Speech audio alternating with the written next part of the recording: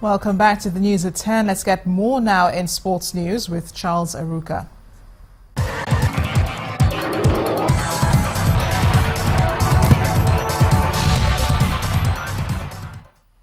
Welcome to Sports News. Organizers of the ITTF Nigerian Open have unveiled the seeding for players in the championship that will serve off later in the month. The seeding list is made up of 16 men and 8 women in the singles. In the men's singles, 4 Nigerian players led by Aruna Quadri topped the list. Quadri is followed by Africa's most decorated table tennis player, Segun Toriola. The 2 Nigerians that made the seeding list for the women are Edem Ofyong and Olufunke Oshonaike, who are seeded 6th and 7th.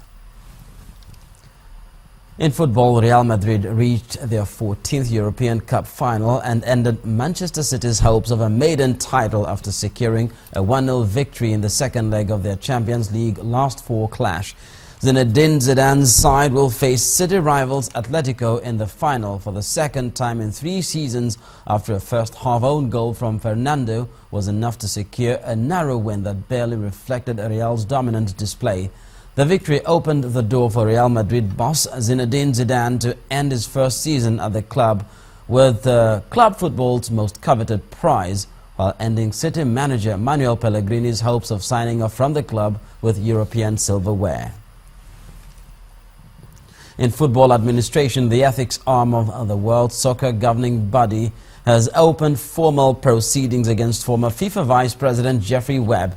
The Ethics Committee's adjudicatory chamber opened proceedings against the former head of CONCACAF following an investigatory report. Webb was arrested in May in Zurich along with 6 other current and former FIFA officials as U.S. authorities announced a sweeping investigation of corruption in football.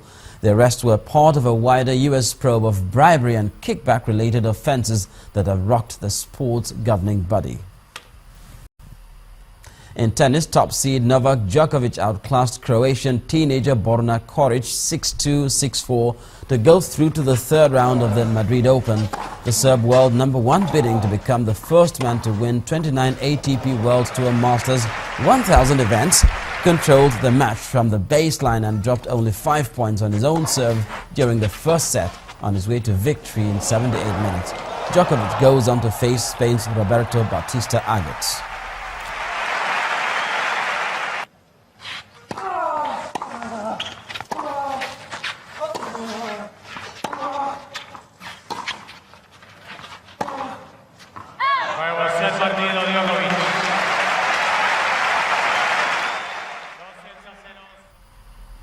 And that's game, set and match on Sports News, and Amaro will be back shortly with the rest of the news at 10.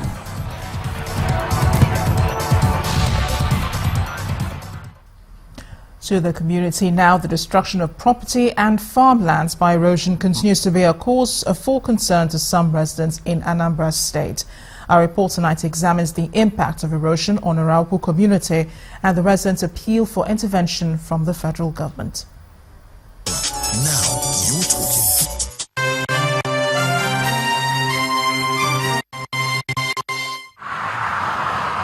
Oruku, a community in Idembili North local government area, is a beautiful town in every sense of the word, with a rich and luxuriant landscape that lies approximately 40 kilometers east of Onitsha, along the old Enugu-Onitsha trunk road, and it is 20 kilometers southwest to Awka. Over 10 communities surround Oruku, and the community is known for farming, trading, and also given to education, as Oruku Grammar School is one of the schools established over 50 years ago.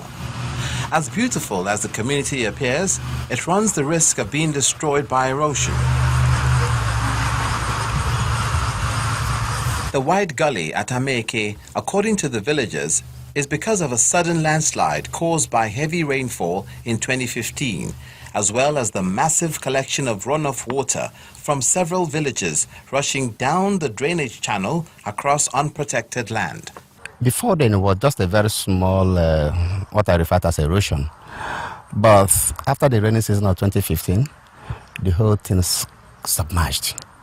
And it has gone so deep, as you can see, that if something is not urgently done, to arrest the situation, it will definitely take over the road. The only major access road to the community is endangered, and the community resorts to self-help to first secure the road by diverting water from the existing channel, in addition to other measures. If we don't do this, the much we have done, we are sure that by rainy season, nobody will be passing through this road. As the problem prevents any agricultural activities from taking place, the community Ezigbo stream is also threatened by the heavy outpouring of red earth drifting from the erosion into the stream, causing a backward surge of the stream, thereby threatening the survival of raffia palms around it. This flood comes from very many towns upstream.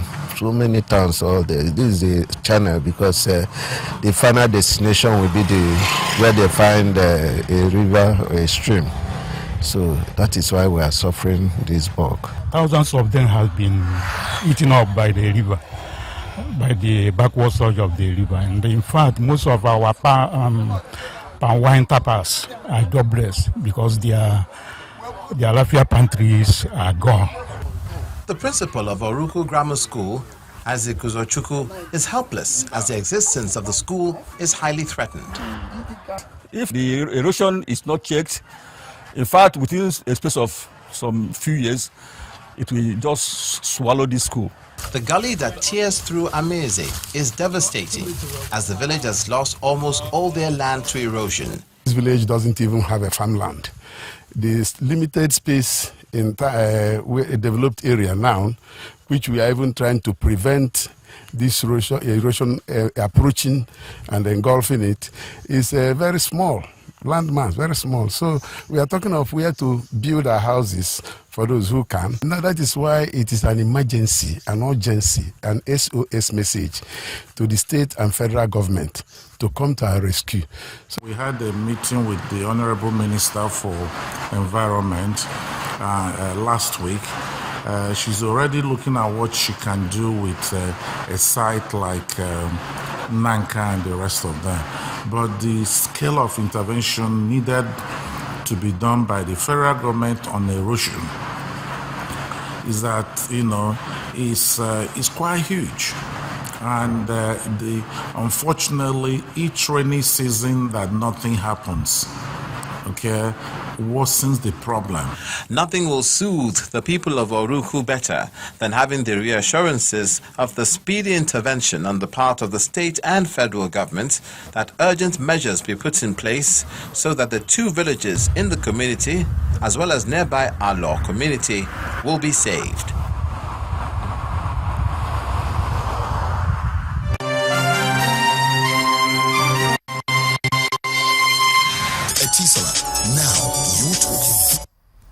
Beyond our shores now, billionaire businessman Donald Trump may be well on his way to becoming the Republican presidential candidate as his last rival in the party, Ohio Governor John Kasich, has dropped out. Kasich's withdrawal clears the path for Trump after having only released earlier today a Star Wars-themed advert describing himself as the only hope against Donald Trump. Kasich had only won in his home state and was trailing significantly behind Trump and Texas Governor Ted Cruz. And the main news again. The president of Cameroon today reassured President Muhammadu Buhari that he will continue to support the war against Boko Haram. The two leaders spoke at the end of President Biya's two-day state visit to Nigeria. Also today, the Federal Executive Council, presided over by Vice President Yemi Oshibajo, approved the 34 priority projects for execution under the 2016 budget. We also brought you the emotional experience of the former senator representing Ogun West Senatorial District, Iyabo Anishlowo, as she narrated her ordeal during 6 days of captivity. She said the experience was a difficult one for her.